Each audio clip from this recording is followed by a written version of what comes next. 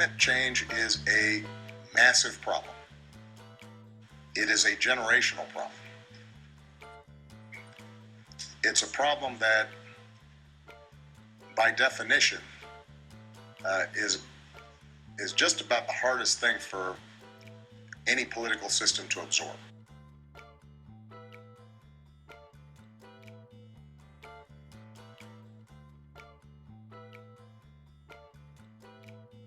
So, Chris Miller, you are with Ben & Jerry's. Tell us why Ben & Jerry's sent you to Paris.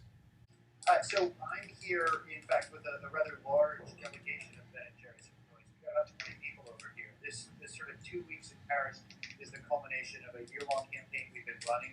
2015 is frankly a critical year on the issue of climate change, right? I mean, we've got scientists who tell us the window to act, the window of opportunity to act is rapidly closing, and this moment in Paris over the next 2 weeks where we just hope world leaders will sort of ink a deal that doesn't solve this problem, but at least creates a roadmap for how it can be solved. Give us a sense of what activists who aren't, directly involved in the negotiations, what are you guys doing there, and how are you helping to push the whole thing forward?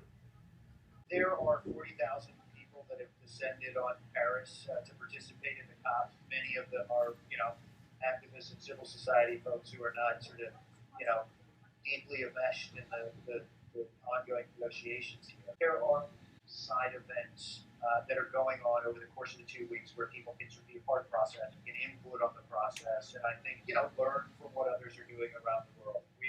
We're at Ben & Jerry's, we're a sponsor of a place back in central Paris called The Place to Be. It is a hub for activists, bloggers, and new media folks. We were back just about an hour ago.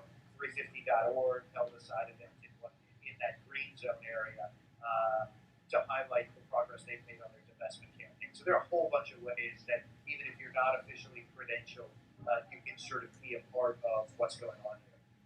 And are you ever getting in to see the negotiations, or is there, other than the news media, are folks like yourself getting reports? How does the information sort of channel out to citizens? There are a whole bunch of ways you can follow the proceedings. One of the best ways to do it, frankly, is on the UNFCCC website, unfccc.int. Okay. Everything is streamed live. Great. Everything is archived. A great way to sort of get a quick snapshot on what's going on day to day in the meetings here is, in fact, to watch the daily press conference from Climate Action Network. So that's every morning at 11 a.m.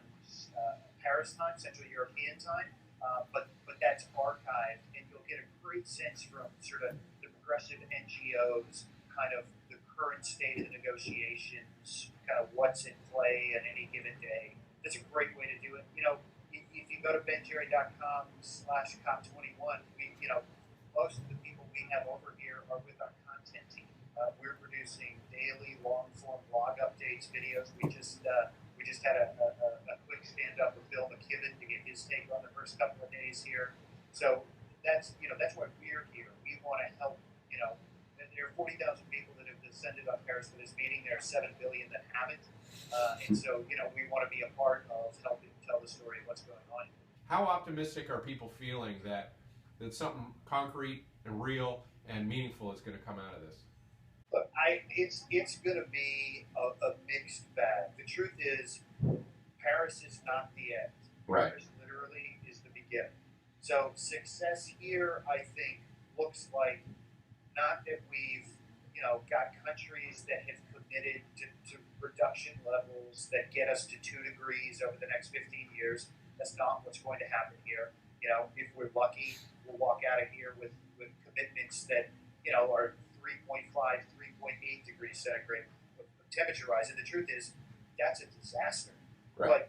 But the good news is, I think that the agreement here will put a framework in place that will allow action to be taken over time, that will allow ambition to be increased on regular intervals, 5-year intervals.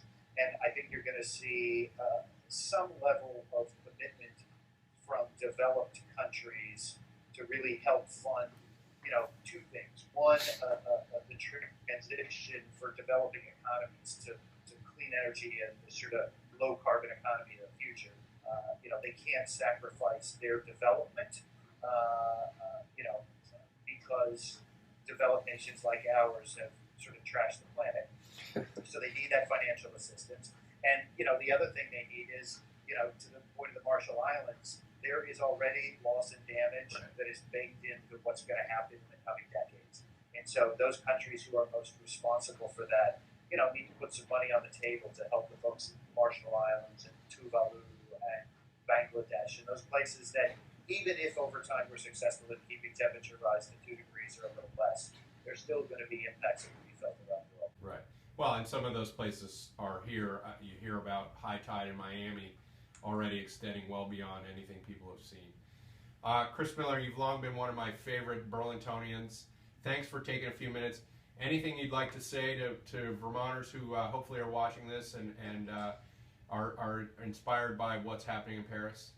Now is not the time to give up. What will happen here, I think, will be a good thing, but we wouldn't be here where we are today without all of the work that activists and organizations and, frankly, policymakers like yourself have been doing for the, last 8, 10, 12 years in the United States. Chris, thank you so much. Appreciate you helping me out, and have a great rest of the time there, and keep up the great work.